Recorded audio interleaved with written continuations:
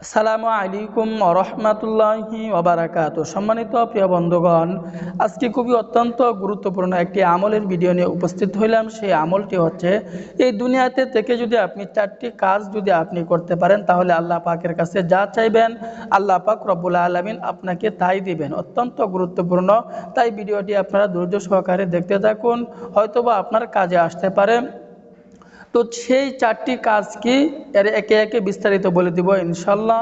তো এই 4টি কাজের ভিতরে 1 নাম্বার কাজ হচ্ছে, আমাদেরকে 5 ওয়াক্ত নামাজ জামাতের সাথে আদায় করতে হবে। 5 ওয়াক্ত নামাজ যদি আমি জামাতের সাথে আদায় করি, তাহলে আল্লাহ পাক রব্বুল আলামিন আমাদেরকে, রাসূল সাল্লাল্লাহু আলাইহি ওয়াসাল্লাম বলছেন, 5টা পুরস্কার আমাদেরকে দান করবেন।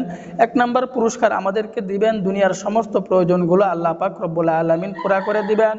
2য় নম্বরে পুরস্কার, আল্লাহ পাক রব্বুল আলামিন আমাদের কবরের আযাব মাফ করে দিবেন।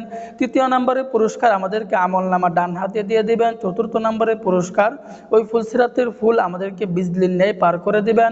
5ম নম্বর পুরস্কার হচ্ছে, আমাদেরকে বিনা হিসাবে আল্লাহ পাক রব্বুল আলামিন জান্নাত দিয়ে দিবেন, আমরা যদি এই দুনিয়ার জমিনে 5 ওয়াক্ত নামাজ জামাতের সাথে আদায় করতে পারি। তাহলে 1 নাম্বার কাজ হচ্ছে 5 ওয়াক্ত নামাজ আমাদেরকে জামাতের সাথে আদায় করতে হবে। 2য় নাম্বার কাজ হচ্ছে, আমাদেরকে এই তাহাজ্জুদের নামাজ আমাদেরকে আদায় করতে হবে, অর্থাৎ শেষ রাত্রিতে আমাদেরকে নামাজ আদায় করে আল্লাহ পাকের কাছে চাইতে হবে, যেটাকে আমরা বলে থাকি তাহাজ্জুদের নামাজ।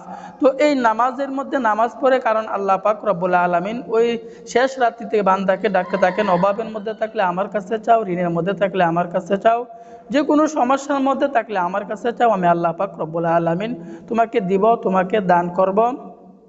তাহলে আমাদের 2টি কাজ হচ্ছে, একটি কাজ হচ্ছে 5 ওয়াক্ত নামাজ আদায় করতে হবে। 2য় নাম্বার কাজ হচ্ছে, আমাদেরকে তাহাজ্জুদের নামাজ আদায় করতে হবে। 3য় নাম্বার আমাদের কাজ হচ্ছে, গুনাহ ছেড়ে দিতে হবে। এই দুনিয়াতে থেকে, আল্লাহ পাকের আসমানের নিচে থেকে, আল্লাহ পাকের জমিনের উপর থেকে, যে আল্লাহ পাক আমাদেরকে হাত দিছেন, পা দিছেন, চক্ষু দিছেন, মাথা দিছেন, সে আল্লাহ পাকের সব কিছু দেওয়াতে আমাকে গুনাহ করা যাবে না। গুনাহ থেকে আমাদেরকে একদম বিরত থাকতে হবে এবং মিথ্যা কথা আমাদেরকে ছেড়ে দিতে হবে। 3য় নাম্বার কাজ হচ্ছে, আমাদেরকে মিথ্যা কথা ছেড়ে দিতে হবে, গুনাহ ছেড়ে দিতে হবে। 4র্থ নাম্বার কাজ হচ্ছে, আমাদেরকে হালাল রুজি ভক্ষণ করতে হবে, হারাম থেকে আমাদেরকে বেঁচে থাকতে হবে। কারণ ইবাদত বন্দেগী কবুল হওয়ার জন্য প্রথম শর্তই হচ্ছে, আপনাকে হালাল রুজি ভক্ষণ করতে হবে।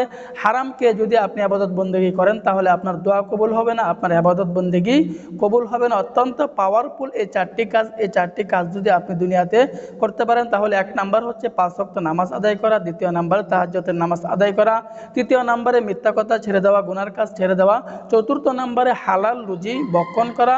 এই 4টি কাজ আপনি দুনিয়াতে করেন, আল্লাহ পাকের কাছে যা চাইবেন আল্লাহ পাক রব্বুল আলামিন আপনাকে তাই দিবেন। কারণ আল্লাহ পাক রব্বুল আলামিন নিজেই বলছেন, আমার রহমত থেকে কখনোই নৈরাশ হয়ে যেও না, আমার রহমত অতি নিকটে অতি দ্রুত আসে। এই কারণে আল্লাহ পাকের কাছে যদি এই 4টি কাজ করে আমরা চাইতে পারি, তাহলে অবশ্যই তিনি আমাদেরকে দিবেন, কখনোই তিনি আমাদেরকে নৈরাশ করবেন না।